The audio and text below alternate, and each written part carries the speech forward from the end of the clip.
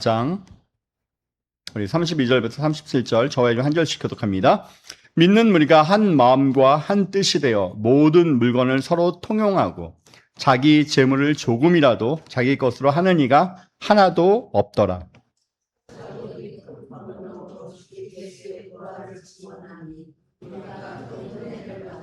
그 중에 가난한 사람이 없으니 이는 밭과 집이 있는 자는 팔아 그 판 것의 값을 가져다가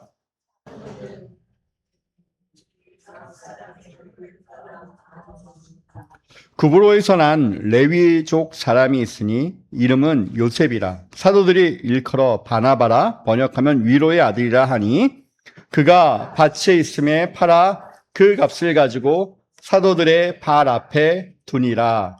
아멘. 아멘. 저는 오늘 여러분에게 설교를 시작하기 전에 질문을 먼저 좀 하려고 합니다. 자, 여러분이 생각하시는 좋은 교회, 여러분이 생각하시기에 하나님이 기뻐하시는 교회는 어떤 교회일까? 이렇게 생각하시면 더 좋을 것 같습니다.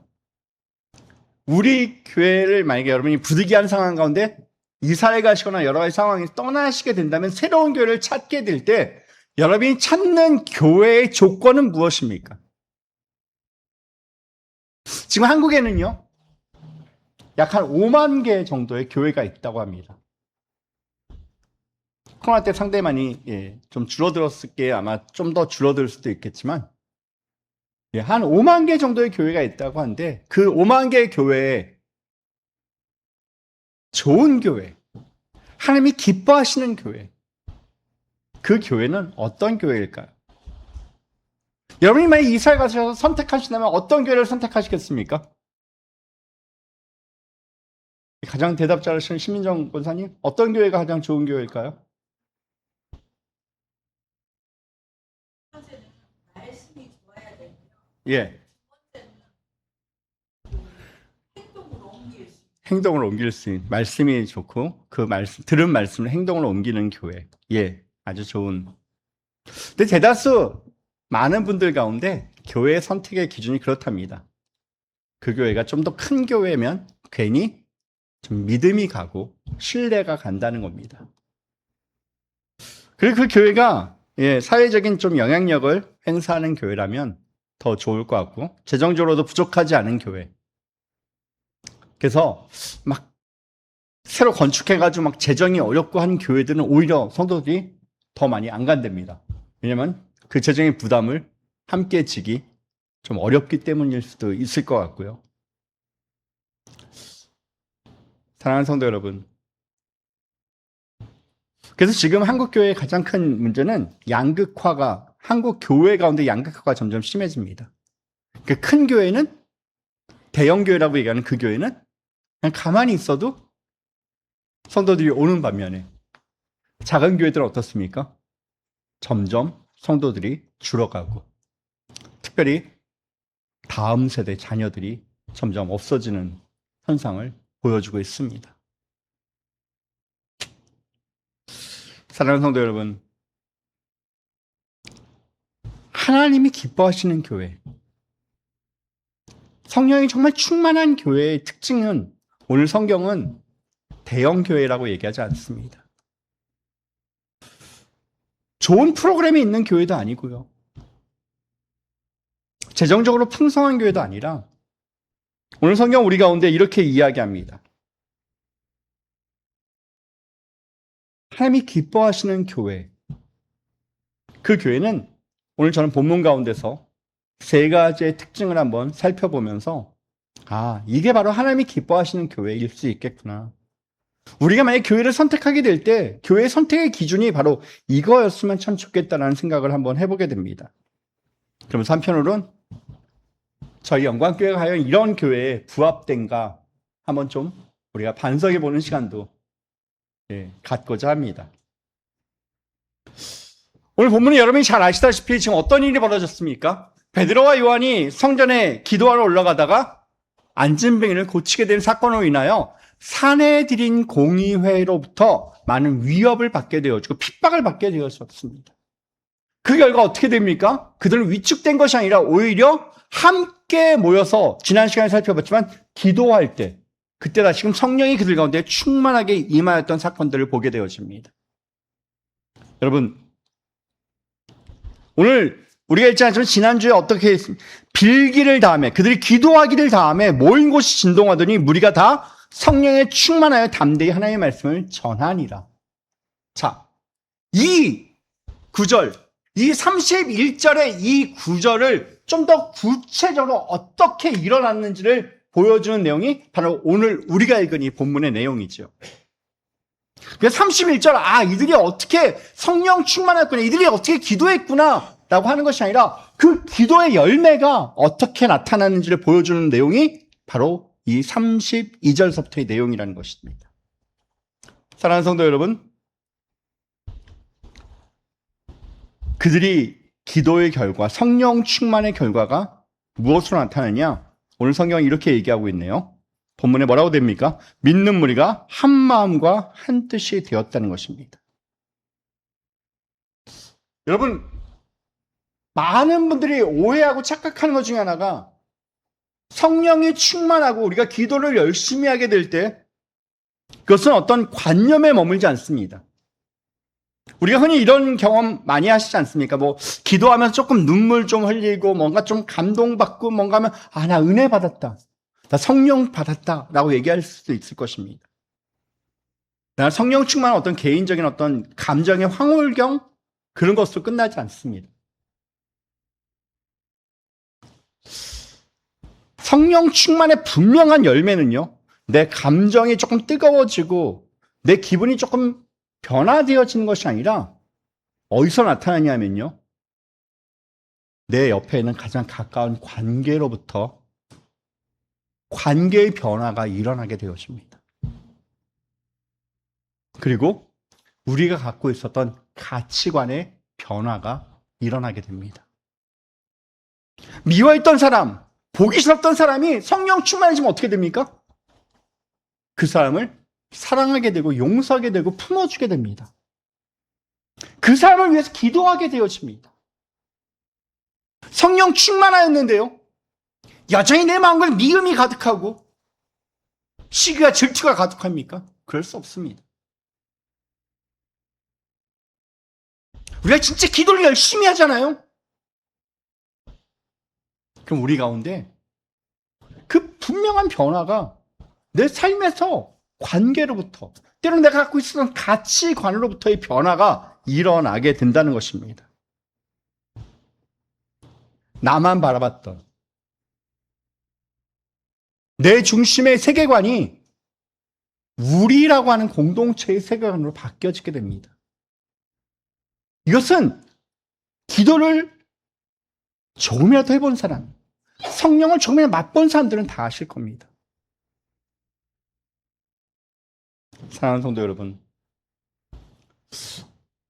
오늘 그 기도의 열매가 오늘 이 초대교회 가운데, 예루살렘 교회 가운데 어떻게 나타났다고 얘기했습니까?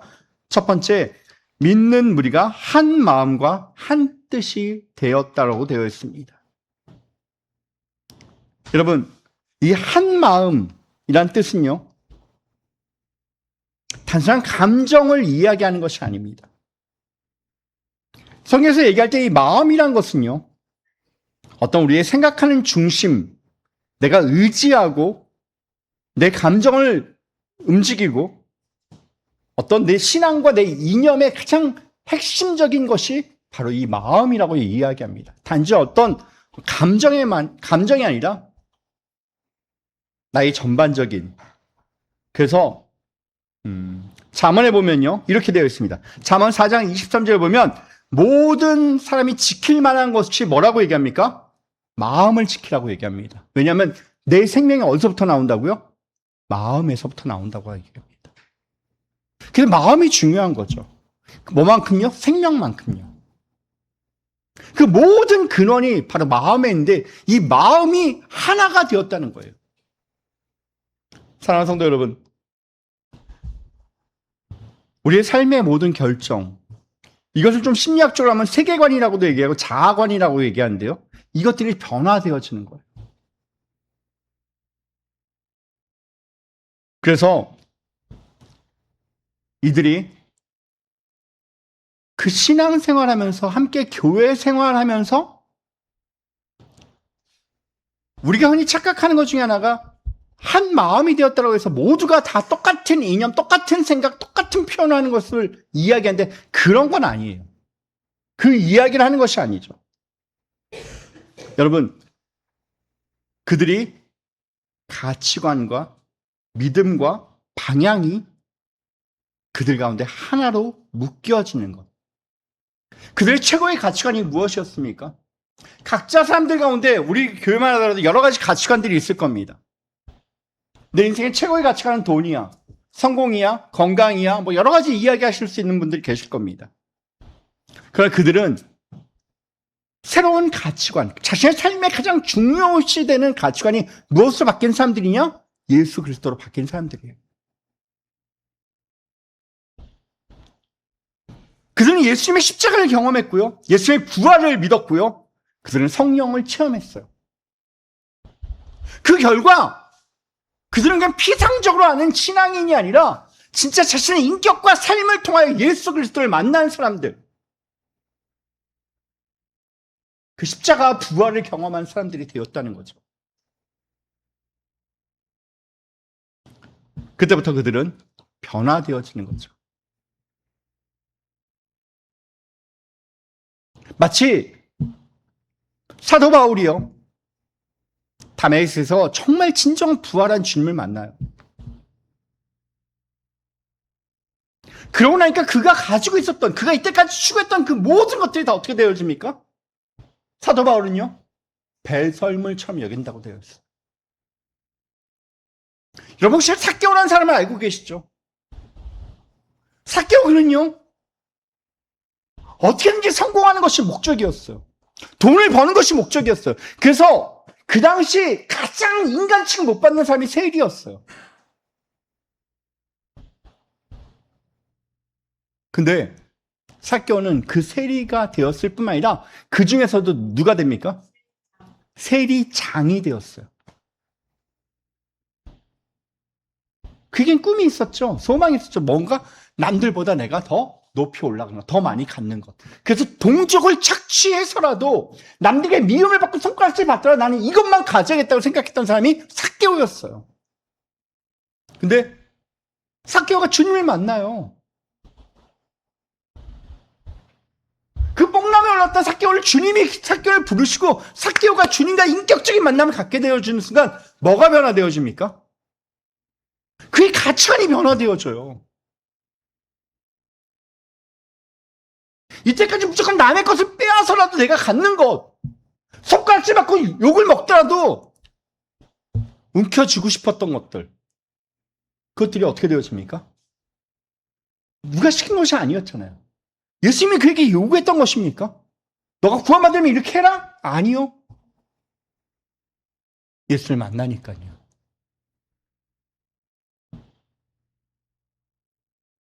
그들이 갖고 있었던 자신의 가치관, 생각, 자신의 삶의 방향을 이끌어갔던 그것이 바뀌는 거예요. 돈이 아니에요.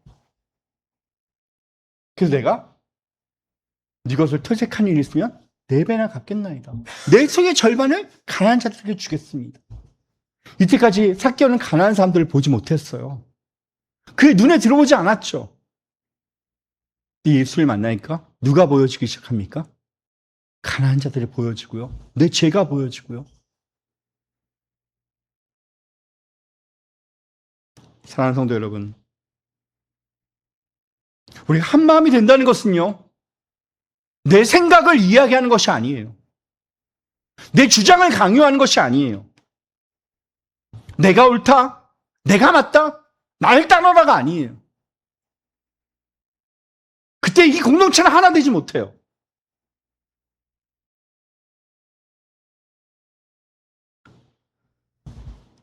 우리가 왜 많은 갈등을 경험합니까? 세상이 이야기하는 수많은 정치인들이 제시하는 그 이상이 우리의 이상이 되어서는 안 돼요. 진보다 보수다 그런 것이 아니에요. 교회도 목사가, 리더가, 장로가, 권사가 아니에요. 사람의 주장이 아니라 우리는 주님의 생각이 무엇인지, 성령이 이끄시는 방향이 무엇인지, 성경이 우리에게 가르치는 길이 무엇인지 우리는 그것을 기준 삼아야 되는 것이지, 조금 다를 수 있죠. 저 사람과 내가 다 똑같은 것을 오늘 성경은 이야기하는 것이 아닙니다. 우리 가운데 내 생각보다 주님의 뜻, 성령의 뜻, 성경이 가르치는 길들을 우리는 붙잡고 그것에 서로 내 생각을 내려놓고 내 이념과 내 계획들도 내려놓으면서 거기에 자꾸 맞춰가기 시작할 때 비로소 우리는 한 마음이 되는 거예요.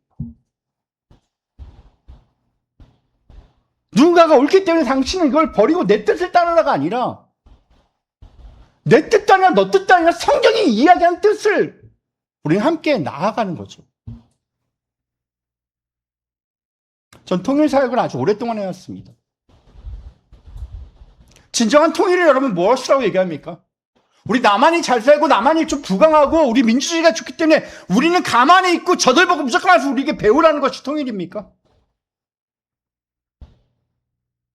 예. 그것도 틀리진 않을 것 같아요. 그런데요, 그들 나름대로 그들이 살았던 삶의 모습들이 있고요. 반세기가 넘는 동안 우리가 갈라져 있었던 이 상황 가운데 진정한 통일은 어떤 겁니까? 우리는 가만히 있고 그들에게 오라는 것이 아니라 우리 또한 그들에게 함께 다가가고요. 그들 또한 다가오고요. 우리가 그들에게 배울 것은 배우고요. 그들이 우리에게 배울 것은 배우면서 함께 맞춰져 가는 것. 너는 틀리기 때문에 무조건 안 돼가 아닙니다. 여러분, 그 사람은 틀리고 나는 늘 맞습니까? 이건 교만입니다. 인간이 만들어낸 모든 이념은요, 모든 정책인 사상은요, 완전할 수 없습니다. 그러게 우리는 하나님께서 우리 가운데 주셨던 유일한 기준인 성경을 통하여 세상을 보는 눈들을 자꾸 가지셔야 합니다. 그 성경이 제시하는 것들 가운데, 그 가치관과 가치 가운데, 그 제시하는 진리 가운데 우리는 자꾸 우리의 생각과 마음을 맞춰가면서 함께 가야 하는 것입니다. 여러분, 초대교회를 한번 보십시오. 그들은 어부에다가 때로는 아까 얘기했던 세리도 있었고요. 그 세리와 반대되는 열심당원도 있었어요. 남자도 있고요. 여자도 있고요. 거기엔 정말 잘 사는 사람도 있는 반면에 아주 가난한 자들도 있었어요. 그러나 그들은 다 자신이 갖고 있는 환경과 상황과 지위와 그것이 모두 다 틀리더라도 한 마음이 되었다는 것입니다. 여러분, 성경은 다 똑같은 사람이 되라고 얘기하는 것이 아니에요. 다 똑같은 가치관을 갖고 나가는 것을 이야기하지 않아요.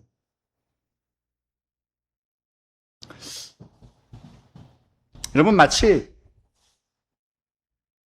먼 항해를 떠나는 배를 한번 생각해 보십시오. 그 배에는 승객들도 있고요, 선장도 있고요, 때로는 갑판장, 조리사, 뭐 여러 가지 사람들이 되게 다양한 사람들이 모여서 그 배를 운항해 나가요. 각자의 그 모습은 다 틀려요. 각자의 역할도 다 틀려요. 그러나 방향은 어떻습니까? 목적은 어떻습니까? 하나예요. 넌 나와 다르기 때문에 넌 필요 없어가 아니에요.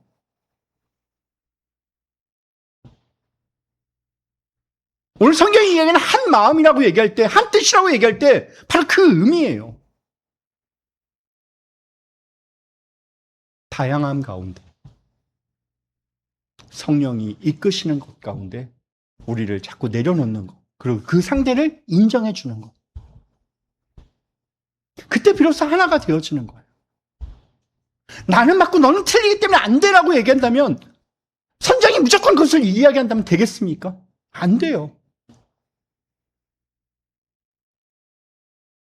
선장은 선장으로서의 역할은 있지만 갑판장은 갑판장대로, 조리사는 조리사대로 각자의 역할과 책임 가운데 그 일들을 맞춰 나가는 것이죠.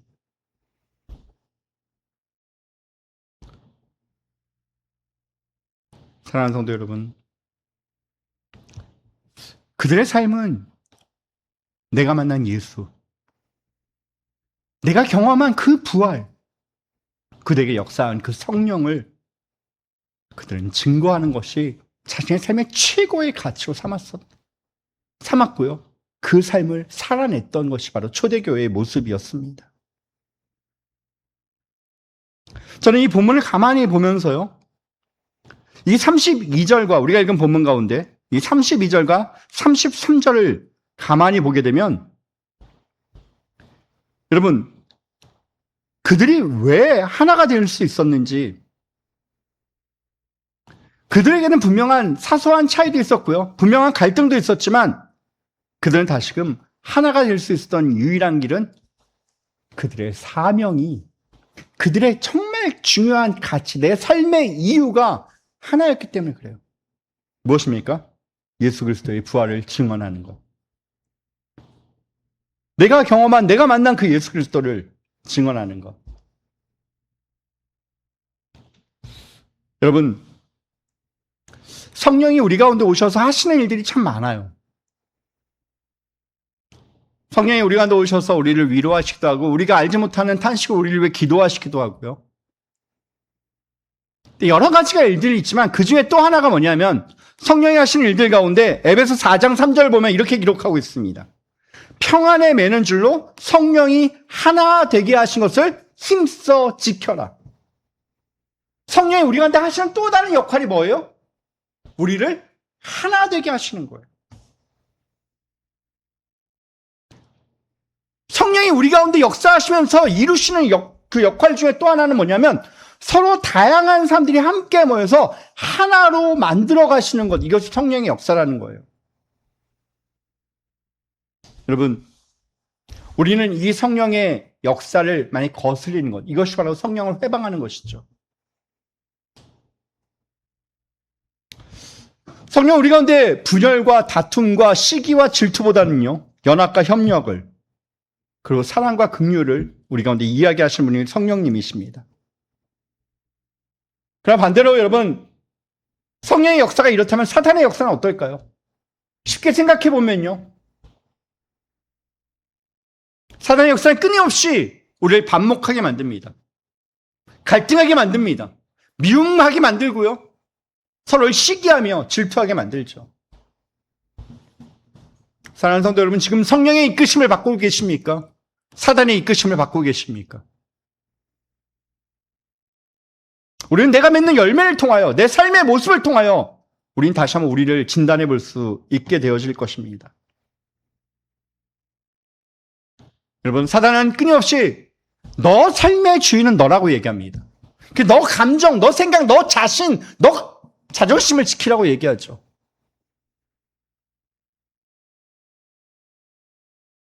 그러나 성령은 뭐라고 얘기합니까? 너 삶의 중심은 너가 아니라 예수 그리스도이심을, 십자가이심을 우리 가운데 이야기하죠. 그때 우리는 주님께서 죽으셨던, 우리를 위해 피 흘리셨던 그 모습으로 우리도 나아갈 수 있게 되어지는 것이죠. 사랑하는 성도 여러분, 초대교회가 한마음 한뜻이 될 수 있었던 것은요, 내가 아닌 공동체를 볼 수 있는 눈을 가졌기 때문입니다. 내가 좀 잘 되면 것이, 그 공동체를 희생하는 것이 아니라 내가 좀 힘들더라도, 내가 좀 손해보더라도, 때로는 내 자존심이 좀 무너지고,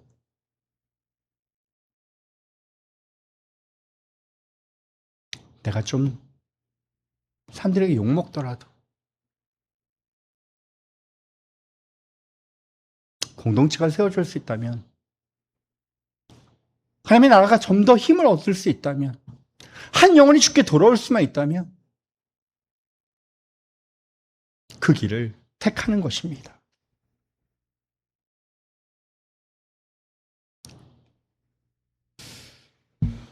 교회 가운데 세대 간의 갈등이 참 많아집니다. 요즘 가끔 듣는 유튜브나 뉴스나 어떤 걸 보게 되면 그 MZ 세대라고 얘기하는 세대의 그 어떤 모습들이 전혀 제가 살아왔던, 아마 우리 대다수의 성도님이 살았던 때와 전혀 틀릴 것입니다. 제가 며칠 전에 봤는데 15분 늦게 됐다고 회사를 그만둔다라고. 근데 회사를 그만두는 건 둘째치고 그 며칠 일하지도 않았는데 퇴직금이란 걸 다 정산해달라고 요구했던 한 젊은이의 이야기를 보면서, 물론 자신의 권리였고 당연히 해야 될 일들이었죠. 그래도 불구하고 조금만 더 인내할 수 있었더라면, 조금만 더 상대방을 배려할 수 있었더라면 참 좋았을 텐데 라는 아쉬움도 좀 갖게 되어집니다. 우리는 이런 세대 가운데 이제 살아갑니다. 젠더 갈등도 많고요. 또 어떻게 해야 됩니까? 그러니까 상대방을 좀 더 배려해 주는 거죠. 실수에 대해서 너무 잘못에 대하여 지적하고 잘못에 대하여 배격하는 것이 아니라 때론 기다려줄 줄 알고 숨어줄 줄 알고 때로는 징계보다 사랑이 더 위대한 교육의 방법임을 우리는 잊지 말아야 합니다.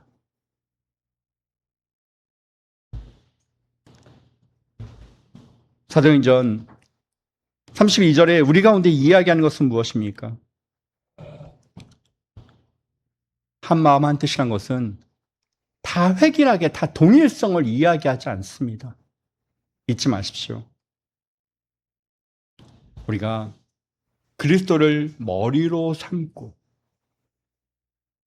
그리스도를 우리의 삶의 중심으로 삼고 우리가 다 함께 모여서 함께 맡은 역할과 책임을 다하는 그 삶을 우리 가운데 이야기하고 있는 것입니다. 기독교는 한 번도 서로 다른 사람을 동일하게 만드는 것이 성령의 역할이라고 얘기하지 않습니다. 서로 다른 은사와 성품을 가진 사람들이 한 성령 안에서 주님이 주신 그 사명과 비전 가운데 함께 묶여서 공동체로 세워가는 것, 건물로 세워져 가는 것, 이것이 한 마음 한 뜻이라는 것입니다. 두 번째로 하나님이 기뻐하시는 교회는 한 마음 한 뜻인 교회뿐만 아니라 어떤 교회입니까? 바로 여러분이 조금 오해하실 수 있는데요, 새로운 가치관으로 이 세상의 물질관을 재해석하는 교회입니다. 조금 어려운 말인데요, 오늘 본문은 이렇게 시작합니다. 32절 보니까 자기 재물을 조금이라도 자기 것으로 하는 이가 하나도 없더라. 여러분, 근데 이 본문을 좀 잘못 이해하면 많은 분들이 이렇게 오해합니다. 물론 이 구절에서 뭐가 나오냐면 공산주의가 나옵니다. 공산주의가 그냥 뜬금없이 나온 것이 아니라 이 본문을 중심으로 해서 공산주의가 태동했던 것은 우리가 잘 알고 있습니다. 그럼 마치 성경에서 이야기하는 것처럼 이 성경이 공산주의를 우리 가운데 의미하고 있는 것이냐라고 얘기하면 그것은 아닙니다. 공산주의는 무엇입니까? 그 모든 재산을 누가 가지고 있습니까? 국가가 그것도 강제로 빼앗아서 그것을 함께 나누는 것이 공산주의입니다. 여러분, 전혀 기독교의 사고방식과 맞지 않습니다. 재산을 포기하거나 재산을 다 내놓는 것을 이야기하지 않습니다. 이 성경을 가지고 수많은 이단들은 구원의 어떤 또 다른 증거 중에 하나로 이 본문을 택하여서 많이 재산을 바치는 것을 강요하기도 하고요. 요구하기도 합니다. 여러분, 그러나 우리는 이 성경에 나오는 그 본문만 보는 것이 아니라 그 본문 가운데 담겨져 있는 그 행과 그 간을 좀 잘 보셔야 돼요. 진짜 누가가 이야기하고 싶은 것이 물질이었는지 아니면 사랑이었는지를 우리는 보실 수 있어야 돼요. 물질 하나의 도구였죠. 그들은 사랑했다는 것이에요. 사랑을 했는데 어떻게 사랑을 했냐? 때로는 그 표현하는 사랑의 방식 중에 하나가 물질이었다는 것을 오늘 누가는 이야기할 뿐이지 물질이 전부라고 이야기하는 것이 아니에요. 자, 그것을 우리가 좀 더 자세히 한번 살펴보면 이렇습니다. 오늘 본문에 보면요. 사도들이 큰 권능으로 주 예수의 부활을 증언하니 무리가 큰 은혜를 받았다라고 얘기합니다. 그들은 은혜를 받았고요. 성령을 충만했고 그들은 기도했고요.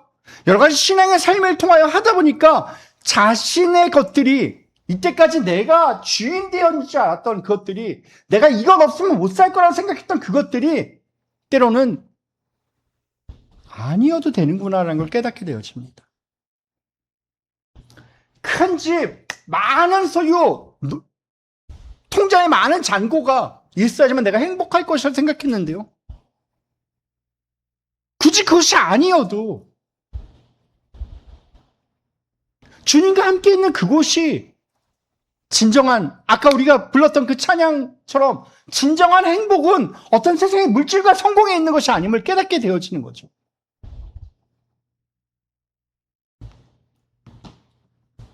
그래서 그들은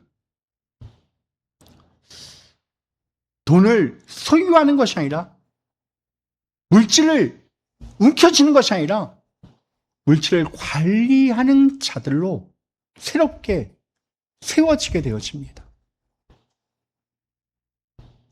여러분, 성경은 우리 가운데 이 모든 것을 줄 때요, 하나님이 천지를 창조하시고 이것을 우리 가운데 주셔서 우리가 오너십, 우리가 주인 된 것입니까? 아니면 이것을 관리하는 청지기로서의 역할을 우리가 주신 것임을 여러분 오해하지 마시고 잘 구분하셔야 돼요. 성경 우리 가운데 오너십을 이야기하지 않아요. 우리가 주인이 아니라 우리는 어떤 사람들입니까? 청지기예요, 청지기. 이제 그것을 다시 한번 깨닫게 되는 거예요. 다시 한번 성령이 임하자 예수 그리스도의 그 부활을 경험하고 하나님의 그 은혜를 경험하고 나니까요, 우리 가운데 빼앗겼던, 사단이 우리 가운데 계속적으로 가지라고 했던, 너가 주인된 삶을 너는 살라고 얘기했던 그것이 바뀌게 되는 거예요. 사단이 에덴 동산에 와서 얘기했던 것이 뭔지 아십니까? 너가 주인이야. 너 삶의 주인은 너야. 너가 하는 게 똑같아질 수 있어. 그 거짓 아닙니까? 그게 선악과 아니었습니까? 근데 우리가 다시 한번 예수님을 진짜 인격적으로 경험하고 나니까요, 성령이 오셔서 그 마음을 주시고 나니까요, 우리 마음 가운데 바뀌는 것이 하나 있어요. 뭡니까? 하나님이 원래 우리를 창조하셨던 그 청지기로서의 역할과 사명을 우리가 다시 한번 보게 되는 거예요.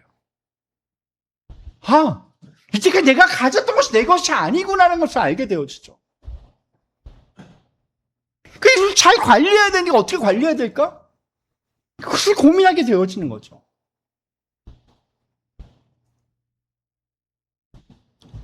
내 돈이 아니죠. 하나님께서 맡기신 거죠.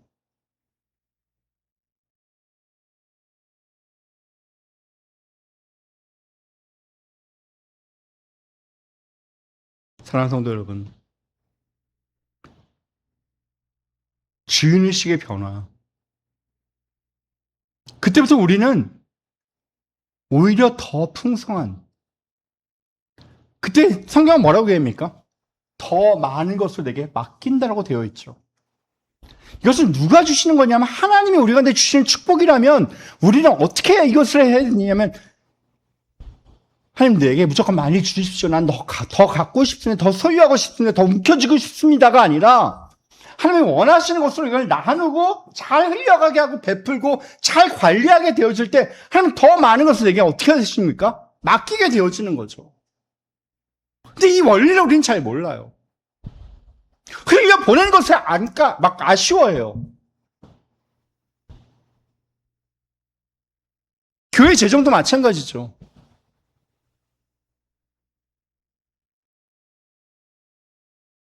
저는 우리 원로 목사님이 제 가운데 처음으로 하셨던 것 중에 하나가 그거였어요. 그분이 늘 하시던 얘기가 뭐냐면 우리 교회는 예산이 없어. 우리 영광교회가 이때까지 한 번도 예산을 세워본 적 없다는 거 여러분 아십니까? 결산했는데 예산 한 번도 없어요. 그렇다고 우리가 쓰지 못한 적 있습니까? 아니요. 어떻게 이것이 가능합니까? 그때마다 하나님이 치우셨고요. 여기까지 오게 하셨고요. 앞으로도 가게 하실 건 좀 믿어요. 우리가 움켜쥐는 것이 아니에요. 먼저 우리는 할 수 있다면 베풀고요. 할 수 있다면 흘려보내고요. 할 수 있다면 나눠야 됩니다.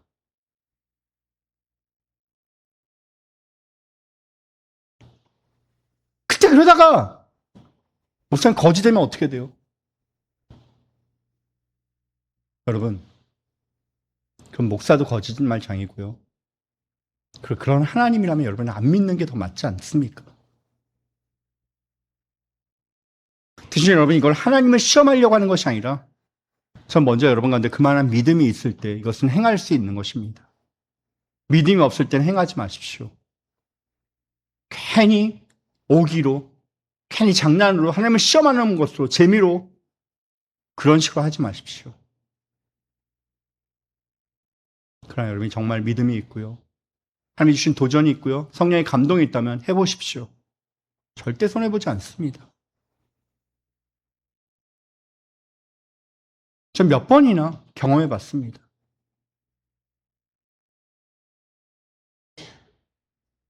사랑하는 성도 여러분, 진정한 사랑은 계산하는 것이 아닙니다. 진정한 사람은 나를 바라보는 시선에서 누구를 바라봅니까? 내 주변을 바라보는 시선으로 바뀌게 되어집니다. 초대교회가 그랬습니다. 정말 하나님이 기뻐하시는 그 교회의 또 다른 특징 중에 하나는 나만을 바라보는 것이 아니에요. 내 것. 성경은 이것을 어리석은 자라고 얘기합니다. 어리석은 부자의 가장 큰 특징이 뭡니까? 내가 내 창고를, 내 소유를, 내 출산 곡식을 늘 나를 바라보는 시선에서 누구를 바라보는 시선으로 바뀌냐? 우리를 바라보는 시선으로 바뀝니다. 내 옆에 있는 사람이, 내 옆에 있는 지체가 힘들고 아프고 고통스러운 것들을 외면하지 않게 되어지는 것이죠. 여러분, 우리가 너무나 잘 아는 선한 사마리아인의 비유를 여러분 잘 아실 겁니다. 아마 아무도 모르는 분이 없을 거예요. 그 예수님의 그 선한 사마리아인의 비유를 우리한테 들려주시고 우리가 다 알게 되는 이유가 무엇입니까? 그걸 그냥 알라고만 얘기하신 겁니까? 그 선한 사마리아인처럼 살라라고 얘기하신 거죠. 너도 이와 같이 하라고 명령하신 거죠. 아는 것이 중요한 것이 아니에요.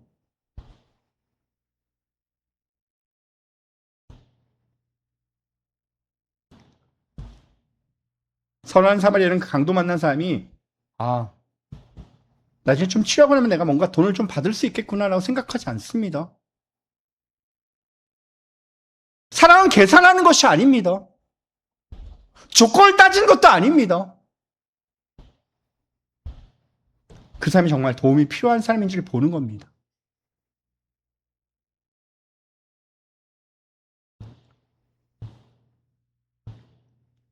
오늘 초대교회는 이렇게 얘기합니다.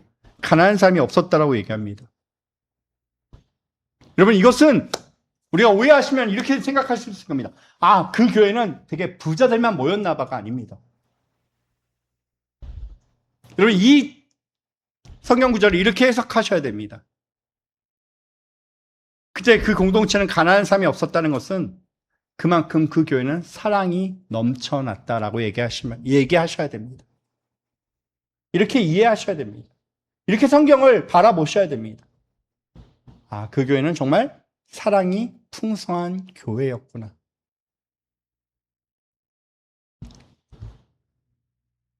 그들의 헌신은 강요가 아니었음을 여러분 잊지 마십시오. 어느 이단들처럼 물질은 다 필요 없다라고 얘기하면 다 바치라고, 그래야지만 구원받을 수 있다라고 얘기하는 것, 그것 거짓말입니다. 끝없이 헌금해야 되고 끝없이 물질을 바쳐야지만이 구원의 조건이 이루어진다라고 얘기하는 것도 가짜입니다.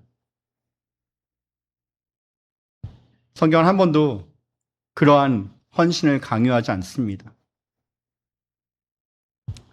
오늘 사도들이 그들에게 재산을 가져오라고, 땅을 팔라고, 집을 팔라고 얘기하는 것이 아니었죠. 그들 가운데 어떻게 됩니까? 자원함이 있었다는 것입니다.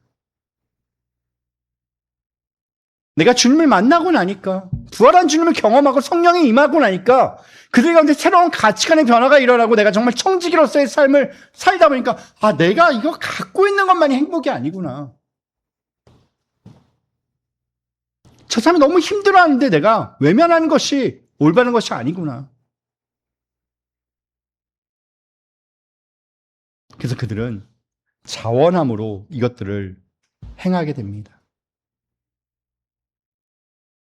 그러면 진정한 사랑은요, 누군가 명령하고 누군가 때는 부탁하기 전에 마음이 먼저 움직이는 것입니다.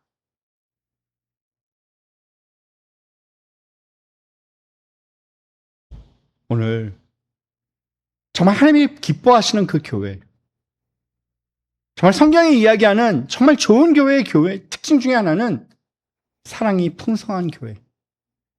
그래서 새로운 가치관으로 이 땅의 물질보다 더 중요한 것을 붙잡고 그 사랑을 행하는 교회의 모습이 바로 하나님이 기뻐하시는 교회의 두 번째 특징이라고 할 수 있을 것입니다. 사랑하는 성도 여러분, 마지막으로 하나님이 정말 기뻐하시는 교회, 정말 좋은 교회의 또 다른 조건 중에 하나는 무엇입니까? 오늘 저는 그 조건을 33절을 통하여 우리가 함께 보기를 원합니다. 사도들이 큰 권능으로 주 예수의 부활을 증언하니 그 무리가 큰 은혜를 받아라고 되어 있습니다. 여러분, 복음을 전하는 것, 그것과 삶이 동떨어질 수 없습니다. 다시 한번 제가 이렇게 설명해 드릴게요. 저는 목사입니다. 목사는 여러분이 잘 아시다시피 예배를 인도하고 설교를 하고 교회의 여러 가지 행정과 전반적인 걸 다 하죠. 근데 제가 강단에서는 그럴싸하게 설교를 해요. 뭐 그럴싸하지도 않겠지만 하여튼 설교를 해요. 근데 제 삶에서 성도님이 오실 때 저거 정말 개차반인데, 삶에서 하는 행동 보니까 뭐 뒤에 가서 몰래 막 그냥, 죄송합니다, 뭐 혹시라도 그러신 분들한테 비난하려고 하는 것이, 뭐 몰래 가서 저기 가서 숨어서 막 술 마시고 막 맨날 담배 피고 맨날 뭐 도박하고 맨날 막 이상한 짓 하고, 만약 그런다면 이게 올바른, 이게 바람직한 태도는 아니죠.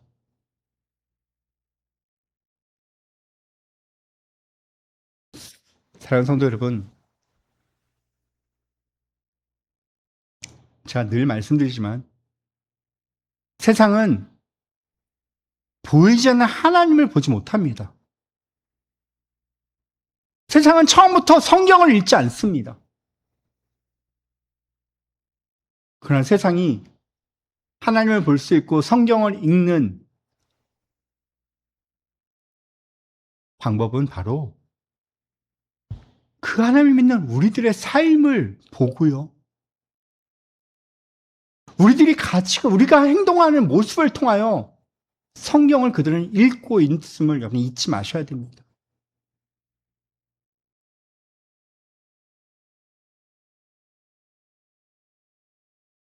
복음은 말로만 전하는 것이 아닙니다.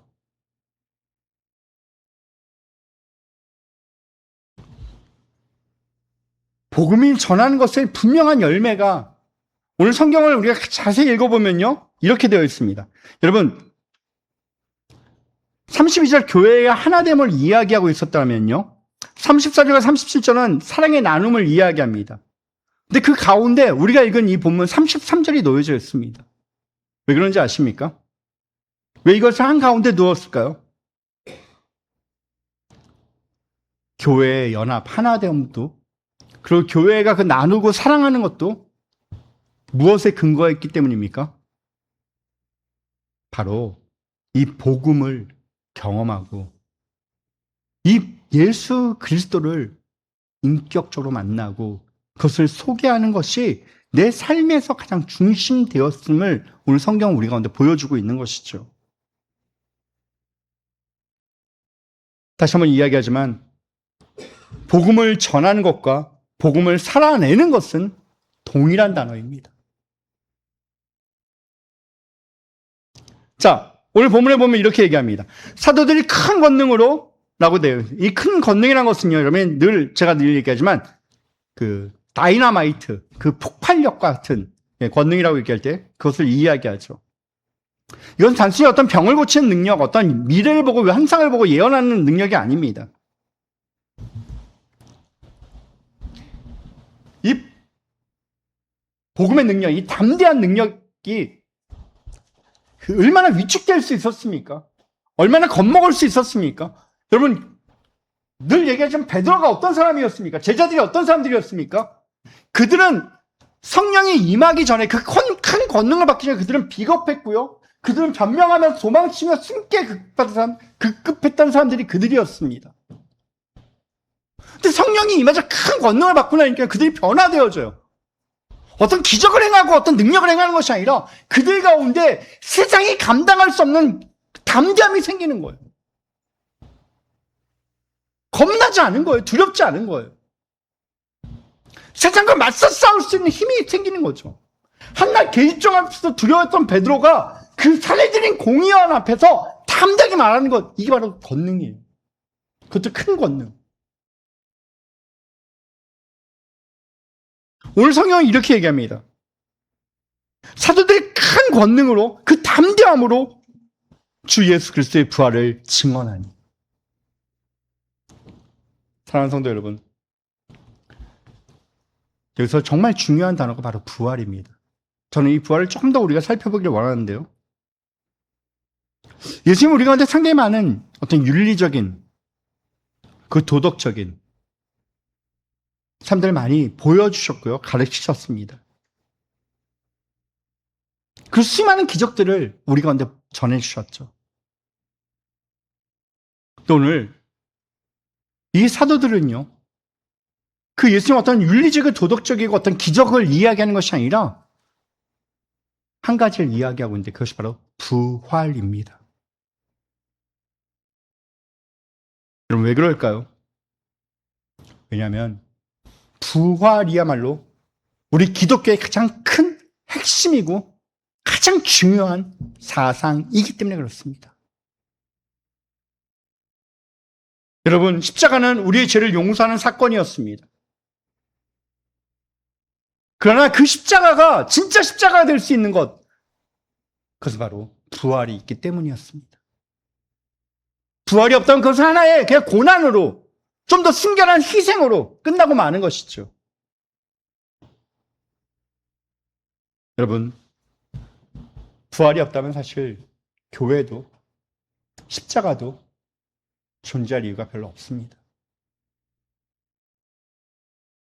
그럼 우리가 언제부터 이 부활을 우리의 일상생활에서 좀 멀리 떨어진 단어로 우리는 생각하고 언젠가 우리가 죽게 되어지면 맞이하게 되는 것이 마치 천국과 부활로 우리는 생각하는 경우가 참 많이 있는 것 같습니다.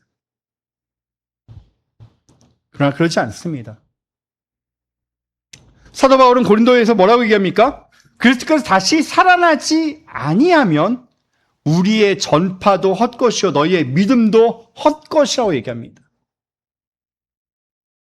이 부활이 없는 기독교는 안고가 없는 찐빵이에요. 그래서 초대교회 어디서든 어느 사도든 누구든 예수님께서 부활하셨습니다. 이것이 인사였어요. 여러분, 이들 가운데 이렇게 얘기합니다. 자, 사도를 큰 권능으로 주 예수의 부활을 증언하지라고 얘기하는데 이 증언이라는 이 단어가 어디서 나왔냐면요. 이 마르티론이란 그 헬라어에서 나와요. 마르티론, 이것은 증언하다라는 말로 번역되어지는데요. 이 마르티온이라는 단어에서 여러분 뭐가 나온지 아십니까? 혹시 우리가 제일 영어 잘하는 서영아?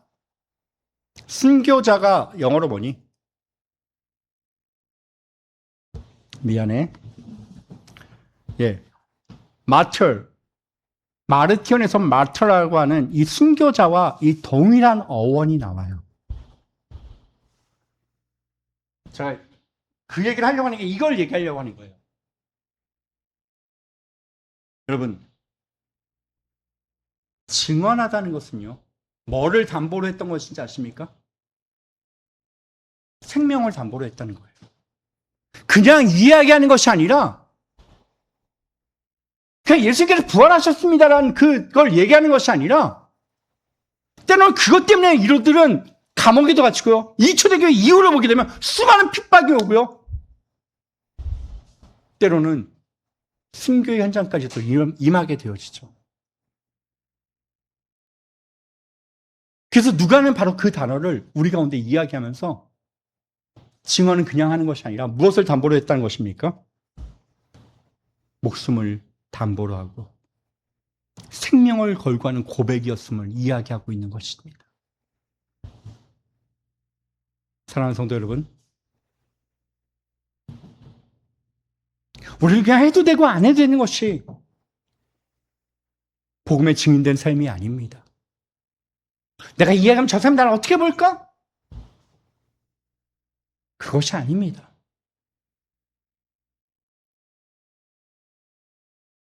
때로 내가 손해를 보고 그것이 어떤 물질적인 명예적인 손해가 아니라 심지어 내 생명의 손해가 오더라도 그것을 외치지 않으면 견딜 수 없었던 그들의 모습이 바로 초대교회의 모습이었고요. 그 사도들의 복음을 향한 태도였습니다. 사랑하는 성도 여러분, 말씀을 마치겠습니다. 그들 가운데 그 큰 은혜를 받아 그 뒤가 바로 여러분이 잘 아시는 구브로에서 태어난 바나바의 이야기죠. 전 이 바나바의 이야기와 다음 주에 있을 아나니아의 삽비라의 이야기를 함께 묶어서 다시 설교하려고 합니다. 사랑하는 성도 여러분, 진짜 아름다운 교회, 우리가 선택해야 될 교회의 조건은 무엇입니까? 여전히 큰 교회, 주차장이 많은 교회, 프로그램이 좋은 교회가 아니라 오늘 성경이 이야기하고 있는 그들이 한마음 한뜻이 되고 사랑이 풍성하여서 때론 가진 것을 나누는 교회, 그리고 무엇보다 복음의 증인으로 때론 그것이 생명의 위협을 느낀다 하더라도 담대하게 전하는 그 복음의 증인된 삶을 살아내는 교회가 바로 하나님이 기뻐하시는 교회, 큰 교회의 모습이라는 것을 우리는 잊지 마시기 바랍니다.